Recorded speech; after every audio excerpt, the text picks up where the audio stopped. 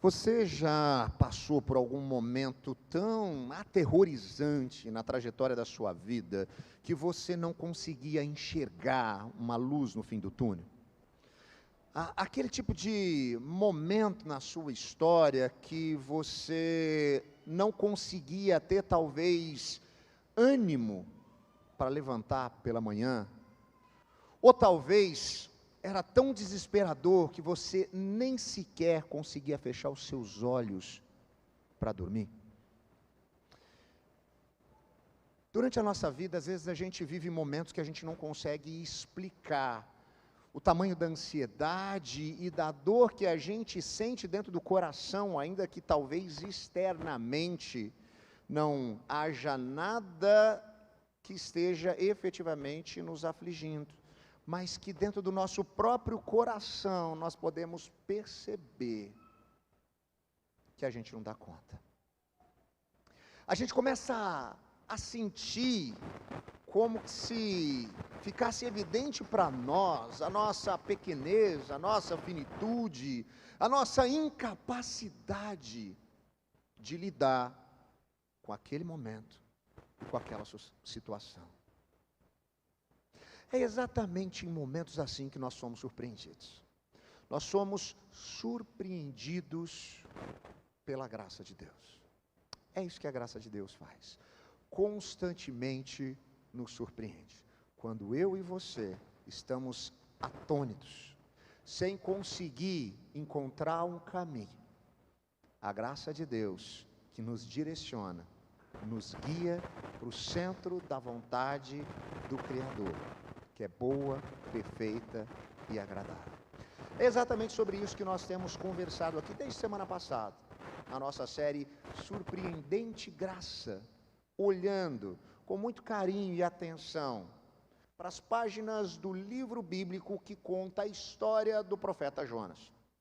E você que estava aqui semana passada, se lembra que nós falamos sobre esse homem que tinha um papel importante no meio do povo, com esse viés religioso de conhecer as Sagradas Escrituras, mas quando é comissionado por Deus em uma direção, para poder falar a respeito do próprio Deus e do seu juízo, para uma nação que tinha um potencial bélico, que sobre todas as outras nações subjugava, ele fica receoso, com medo e até mesmo irado.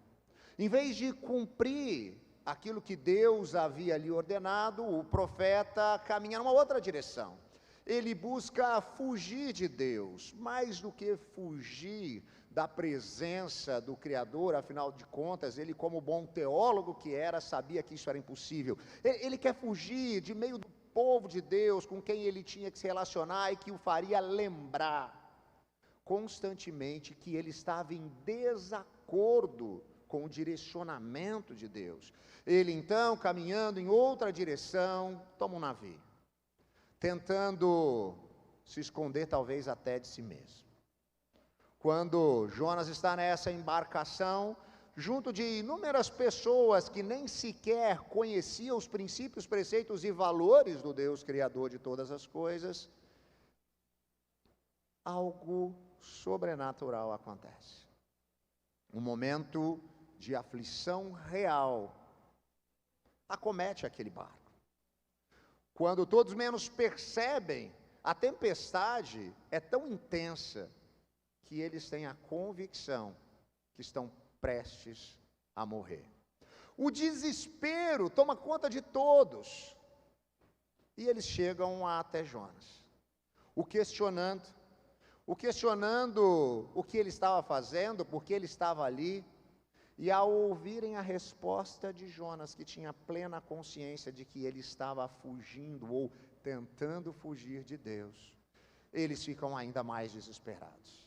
Tentam resolver alguma coisa, levando o navio para cá e para lá, mas sem nenhum sucesso, até que o próprio Jonas dá a eles a direção do único caminho possível: pegá-lo e lançá-lo no mar revolto.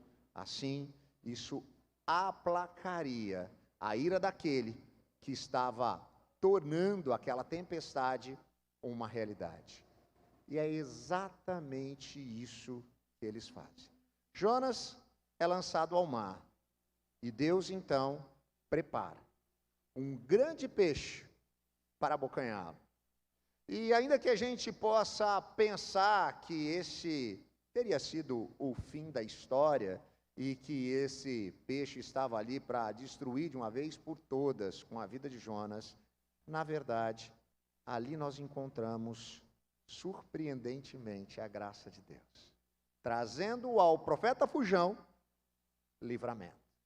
A gente chega hoje, então, ao segundo capítulo de Jonas, olhando para aquele homem, em uma situação, agora, com certeza, ainda mais aterrorizante do que a que ele havia experimentado dentro do navio. Agora, Jonas está dentro do ventre daquele grande peixe. E não resta a ele nenhuma outra possibilidade, senão clamar a Deus.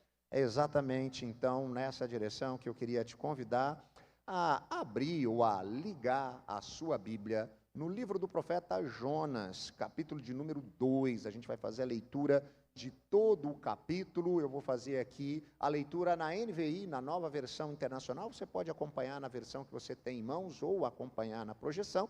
E quando chegar em casa, lê e relê esse texto da palavra de Deus que nos diz o seguinte: dentro do peixe, Jonas orou ao Senhor, o seu Deus, e disse: em meu desespero clamei ao Senhor, e ele me respondeu. Do ventre da morte gritei por socorro, e ouviste o meu clamor. Jogaste-me nas profundezas, no coração dos mares. Correntezas formavam um turbilhão ao meu redor, todas as suas ondas e vagas passaram sobre mim. Eu disse: fui expulso da tua presença, contudo, olharei de novo para teu santo templo. As águas agitadas me envolveram, o abismo me cercou. As algas marinhas se enrolaram em minha cabeça. Afundei, até chegar aos fundamentos dos montes, a terra embaixo, cujas trancas me aprisionaram para sempre. Mas tu trouxeste a minha vida de volta da sepultura. Ó Senhor meu Deus, quando a minha vida já se apagava, eu me lembrei de ti, Senhor, e a minha oração subiu a ti, ao teu santo templo. Aqueles que acreditam em ídolos inúteis desprezam a misericórdia, mas eu, com um cântico de gratidão, oferecerei sacrifício a ti. O que eu prometi, cumprirei totalmente. A salvação vem do Senhor. E o Senhor deu ordens ao peixe, e ele vomitou Jonas na terra firme. Oremos. Deus eterno, que a sua palavra venha como uma espada penetrante ao nosso coração, nos trazendo sabedoria, sensibilidade e discernimento para compreendermos aquilo que o Senhor quer fazer em nós e através de nós, no nome de Jesus. Amém e amém. Diante da situação inusitada na qual se encontra Jonas, desesperado dentro da barriga do grande peixe, não vê outra coisa a fazer senão clamar ao Deus do céu. Diante do desespero, diante da dor, da iminência da morte, é exatamente isso que ele faz. Mas Jonas ali então começa a perceber, talvez pela primeira vez, de uma maneira que ele não deveria ter sentido nem no navio que estava sendo ali atacado pelaquela forte tempestade, a certeza de que a morte se aproximava. E essa realidade que ele aprende se comunica muito com a gente. A iminência da morte é mesmo uma realidade. Você pode perceber que ali nos 5 primeiros capítulos, dos 5 primeiros versículos do capítulo 2, Jonas está falando sobre esse desespero. Em meu desespero, do ventre da morte, das profundezas. Ele vê as ondas, as águas agitadas, ele diz que o abismo o cercou. Com certeza, o ambiente que Jonas se encontrava era para lá de desesperador. Eu sei, você e eu talvez tenhamos na nossa mente uma ideia um pouquinho diferente daquela situação. Porque a gente, principalmente que teve a trajetória de crescer no ambiente de uma igreja cristã, ouvindo desde pequeno as historinhas de Jonas e vendo algumas ilustrações, a gente imagina a barriga do peixe como um grande labirinto em que Jonas ficava passeando para lá e para cá, né, com uma vela na mão para poder iluminar o seu caminho e ver o que tinha pela frente. Mas você pode ter certeza que a partir do relato que nós lemos, não era bem assim. O ambiente não era tão espaçoso, muito pelo contrário, era deveras apertado. Você consegue imaginar como que é a barriga de um peixe? A gente vê o relato dele de algas na cabeça, e eu fico imaginando um negócio ainda pior.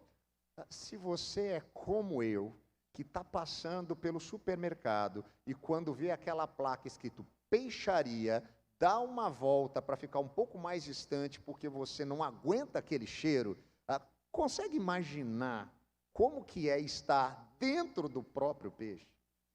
Aquele cheiro dentro da barriga do peixe, e aí eu começo a imaginar dentro dessa situação uma série de outras coisas. Como que é estar dentro da barriga de um ser animal? Suco gástrico rodando para lá e para cá. Aquela coisa te consumindo. Você literalmente sendo digerido. Jonas reflete nesse momento. Nesse momento de desespero, ele começa a entender que não foram aqueles homens que o jogaram na água, mas sim o próprio Deus. E que isso tinha acontecido pelo que Jonas havia feito. Pela sua desobediência, mais do que isso. O Jonas focar na sua autonomia, pensar em si mesmo, e não conseguir compreender a sua história à luz de algo muito maior que Deus faria através dele. Ele se vê ali, então, naquilo que ele vai chamar de ventre da morte, do abismo. Em um bom hebraico, o Sheol, o lugar dos mortos. Agora, no meio do abismo, aquele que estava fugindo de Deus, que queria estar distante de Deus, que não queria ver nem as pessoas que tinham algum relacionamento com Deus, para que ele não fosse lembrado sobre Deus, quer mais é estar perto de Deus. Você já percebeu como eu e você fazemos a mesma coisa? Quando a gente vive uma situação onde tudo está bem, onde a gente está prosperando financeiramente, onde o nosso casamento está uma maravilha, a criação dos filhos nem se fala, onde tudo vai de vento em popa, é comum a gente até se esquecer de que Deus efetivamente é alguém com quem a gente tem que se conectar. Às vezes até a gente se lembra de vez em quando, pelo costume, de agradecer. Mas quando a gente está vivendo agora um momento aterrorizante, onde a gente não vê a luz no fim do túnel, onde a gente consegue perceber a nossa incapacidade de resolver aquela situação, onde a gente não tem mais capacidade cognitiva, intelectual para responder aquilo que está acontecendo, onde a gente não tem mais amigos com que contar para lidar com aquilo, onde a gente não tem recursos financeiros para resolver a situação, e quando a gente não tem nem mais sequer força física para poder levantar pela manhã, não tem mais nada que a gente possa fazer, a não ser clamar a Deus. Jonas estava na iminência da morte. Ele tinha convicção disso. Eu quero te dizer que eu e você também estamos. A morte também é uma realidade para mim e para você. Ela é uma realidade para mim e para você porque nós estamos gradativamente apagando. A morte física é uma certeza que todos nós temos. Se tem algo que nós sabemos, é que um dia os nossos olhos se fecharão para a história. Mas a morte é ainda mais significativa do que nós podemos imaginar, porque ela transcende o aspecto físico. Ela tem a ver até mesmo com a nossa natureza, porque eu e você, que fazemos parte da humanidade, estávamos mortos em nossos delitos e pecados. Quando a coroa da criação vira as costas para o Criador, optando pela autonomia, por se tornar sua própria divindade, ela mergulha no caos. Ela experimenta agora a morte, que é estar desconectada daquilo para o qual ela foi criada para viver. Por isso ela sente esse vazio, por isso ela sente esse desgaste, por isso ela sente essa insatisfação o tempo inteiro. Nós estamos mortos porque nós estamos distantes de Deus. Nós estamos mortos porque o pecado é uma realidade na nossa vida. Nós estamos mortos porque fisicamente a gente está se esvaindo. Nós estamos mortos porque a consequência disso era ficar para sempre distante do lugar para o qual nós fomos criados para viver. Jonas estava vivendo um momento desesperador. Mas essa história se conecta comigo e com você. Nós também estamos vivendo momentos para lá de aterrorizantes. Em um mundo instável, onde as coisas não funcionam como deveriam funcionar, é exatamente por causa do pecado. Eu e você nos frustramos, nos decepcionamos, choramos, nos magoamos e magoamos pessoas também pelo caminho. Essa é uma realidade da qual nós não podemos fugir. Essa é uma realidade com a qual nós precisamos enfrentar. Agora, se a gente tem essa convicção da realidade, a gente busca algo em meio a esse desespero, como clamar a Deus que possa trazer algum tipo de alento. E de fato esse alento acontece. E ele pode ser encontrado na palavra de Deus. A palavra de Deus é aquilo que traz alento em meio ao caos. Repare, agora nós, depois de olharmos para a situação de Jonas, percebemos a sua oração. Em meu desespero, eu clamei ao Senhor, Ele me respondeu do ventre da morte, eu gritei por socorro e ouviste o meu clamor. Eu não sei se você já parou para estudar um pouquinho mais profundamente o livro de Jonas, e principalmente esse segundo capítulo que contém a sua oração. Se você olhar com um pouquinho mais de atenção, você vai perceber que em determinado momento se abre aspas, e lá na frente essas aspas se fecham. Na verdade, o que Jonas está fazendo aqui? Nada mais, nada menos do que uma compilação de vários trechos de vários salmos bíblicos. Você vai encontrar aqui elementos do Salmo 18, do Salmo 130, do Salmo 102, do Salmo 88, do Salmo 42, do Salmo 69 e do Salmo 5. Na verdade, Jonas não está ali tendo naquele momento uma grande nova ideia. Não é algo que está brotando naturalmente do seu coração e ele está tendo um insight maravilhoso.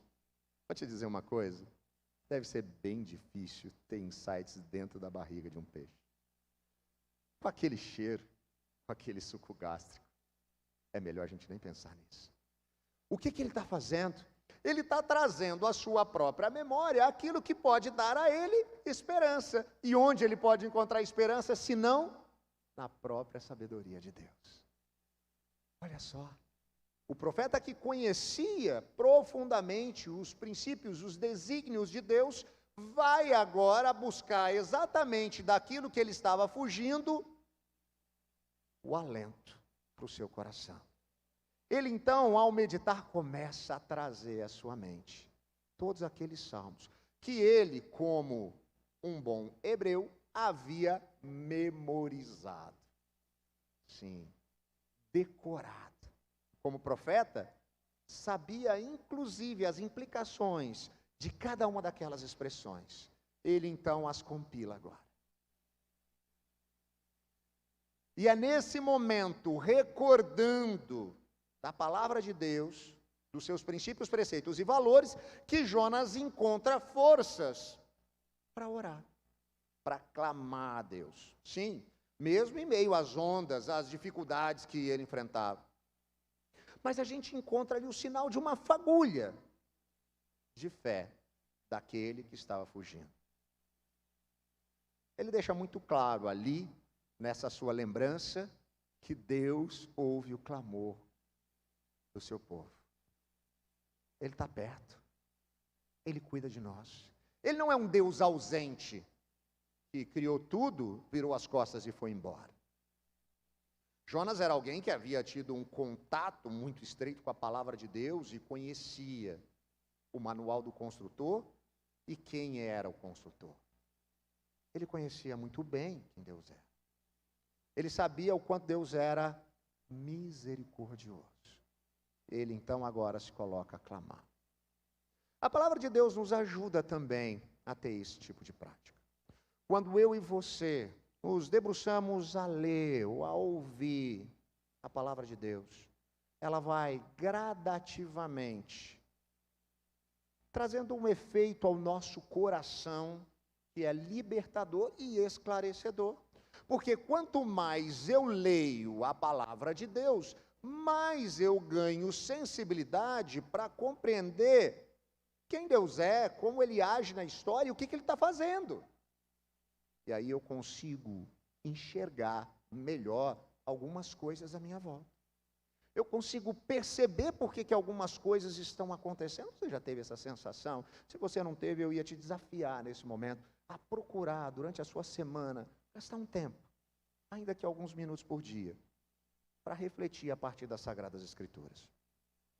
Você vai começar a ler alguns textos e talvez no primeiro momento você nem entenda muito bem o que aquilo ali quer dizer. Mas ao refletir a partir da sua própria vida, você também vai perceber que aquilo comunica com você, porque os seus olhos começam a enxergar o Deus poderoso que tem as rédeas que regem o universo, que está no controle de todas as coisas, agindo e como Ele age. E isso vai trazendo para você, sabe o quê? Conforto, abrigo, consolo. Nos momentos de grande dor, eu sei. Talvez você diga para mim, pastor, mas é que você não conhece a minha história e o meu momento. Está tão difícil, está tão difícil, está tão difícil, que eu nem sequer consigo orar.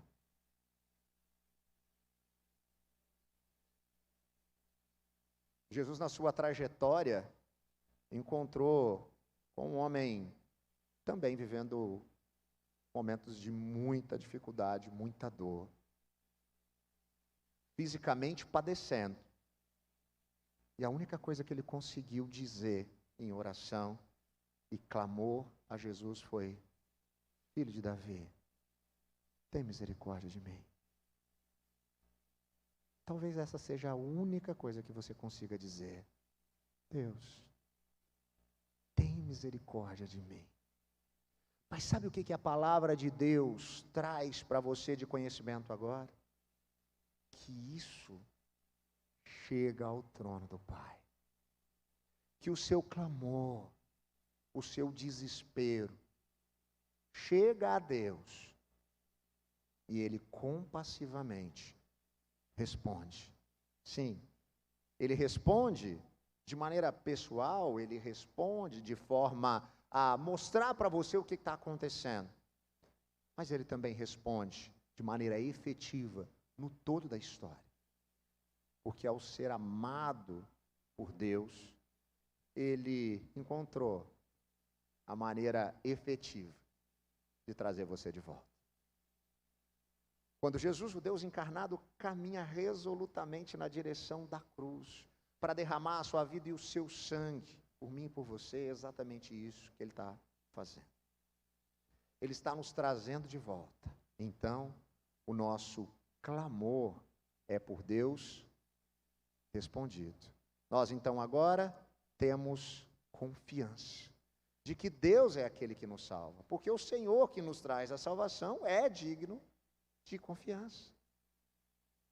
Nos versículos 7 a 9, a gente lê: quando a minha vida já se apagava, eu me lembrei de ti, a oração subiu a ti, ao seu santo templo.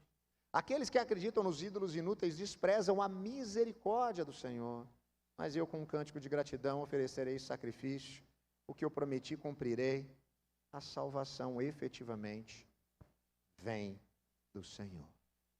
A oração de Jonas está nos ensinando que um coração contrito não é desprezado por Deus. Na verdade, é exatamente isso que Jesus ensina, talvez no seu mais conhecido sermão. Lá nas bem-aventuranças, Jesus vai dizer que plenamente felizes são os pobres em espírito, ou seja, aqueles que são miseráveis diante de Deus, que não têm nada para oferecer a Deus, que estão diante do caos, desesperados. Esses são plenamente felizes, porque deles é o reino dos céus. A salvação que vem totalmente de Deus e da sua misericórdia se coloca sobre Jonas e sobre nós também. Em situações de desespero, nós percebemos que as nossas forças não bastam, mas fica então agora claro que somente Deus agiu. E às vezes é exatamente isso que Ele está fazendo com a gente. Ele deixa a gente chegar até determinado limite do nosso desespero, para que a gente tenha a convicção de que não foi nada relativo a nós mesmos que nos tirou de lá, mas que Ele graciosamente fez por nós, por mim e por você, aquilo que nós não poderíamos fazer. Jonas tem esperança de que Deus pode salvá-lo. Ele relata e descreve essa esperança com a ideia de poder ver de novo o templo. Eu sei, parece algo meramente religioso, mas dentro do entendimento dele, o templo significava a presença de Deus. Tudo o que ele queria era poder experimentar de novo a presença do Senhor. Eu e você temos um privilégio ainda maior, sabe por quê? Porque quando os nossos olhos são abertos pelo Espírito Santo de Deus, aquele que nos convence do pecado, da justiça e do juízo, quando nós entendemos que somos pecadores e que carecemos de redenção, e em Cristo Jesus nós somos redimidos, sabe o que acontece? O próprio Deus, na pessoa do Espírito Santo, passa a habitar o nosso coração.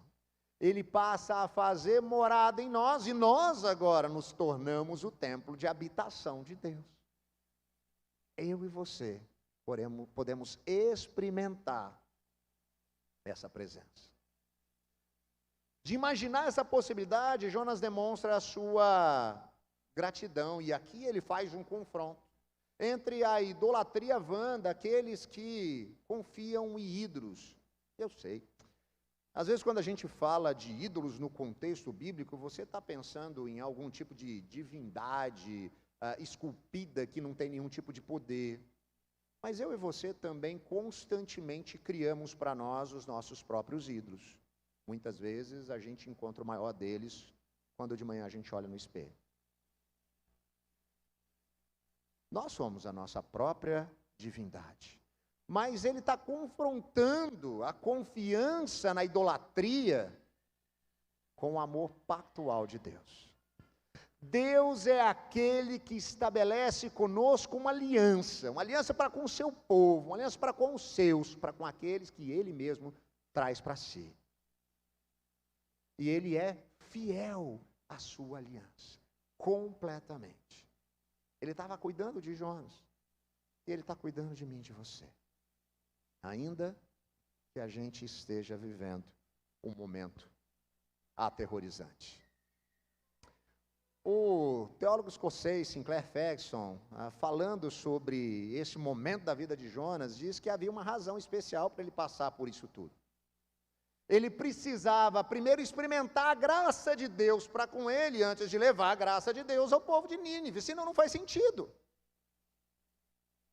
Eu e você, muitas vezes, dentro da história daquilo que Deus está construindo, para mim e para você, que tem a ver com a nossa vocação, aquilo que de fato nós somos chamados para experimentar, viver e transbordar. Passamos por momentos de tamanha dor, dificuldade, para que a gente possa ali experimentar a graça de Deus, para que na sequência a gente possa igualmente transbordar da graça de Deus, diante daqueles que o próprio Deus vai colocar no nosso caminho. Para isso, Jonas viveu momentos muito difíceis. Mas, se a gente olhar para a história do nosso Mestre Jesus, ele lidou com isso com uma profundidade ainda maior. Semana passada nós lembramos Jesus dizendo do sinal de Jonas, que é o que ele daria. E Jonas havia ficado 3 dias no ventre do peixe. Jesus é aquele que por 3 dias enfrentou a morte para poder vencer e nos trazer de volta. Jesus enfrentou de fato as trevas, a morte, o abandono de Deus, para que eu e você pudéssemos ter vida, e vida plena, e vida em abundância, e vida real, e vida de verdade, e vida que vale a pena. Porque ao Senhor efetivamente pertence a salvação. Como a gente sempre encerra aqui, o que isso tem a ver com a gente? O que Deus quer fazer em nós, a partir de tudo aquilo que a gente conversou? Como eu disse, eu não sei como você chegou aqui. Talvez você de fato esteja vivendo um momento de grande aflição, que você não tem nem sequer forças para orar a Deus. Mas a graça de Deus vai na sua direção. É ela mesmo que te fortalece. Por quê? Porque as misericórdias de Deus que se renovam sobre nós a cada manhã são a causa de nós não sermos consumidos. E isso revigora a nossa alma e nos leva a transbordar de tudo aquilo que nós temos vivido. Essa é a nossa missão. Talvez você tenha chegado aqui hoje alegre e feliz, sem estar passando por nenhum momento de dor e aflição, mas consciente que ao seu redor existem inúmeras pessoas aflitas, desamparadas, desesperadas, desencorajadas, e que Deus quer usar você e a sua consciência da graça para ser instrumento para abençoar essas pessoas, para que elas possam também igualmente serem impactadas pela misericórdia e pela graça de Deus. Que esse seja o nosso clamor, que essa seja a nossa oração. E nesse momento eu convido você a curvar a sua cabeça, a fechar os seus olhos. Eu quero orar com você e por você. Deus eterno, na tua presença nós nos rendemos, Pai, clamando a Ti. Nos momentos de dor, de desespero, de desalento, não há nada, Pai, que nós possamos fazer, a não ser clamar ao Senhor. Às vezes, Deus, nós não conseguimos nem organizar as frases e palavras, tamanho é o nosso desespero. Tamanha a nossa angústia, tamanha a nossa fraqueza, mas nós sabemos que o Senhor nos fortalece. Nós clamamos pelas suas misericórdias sobre nós.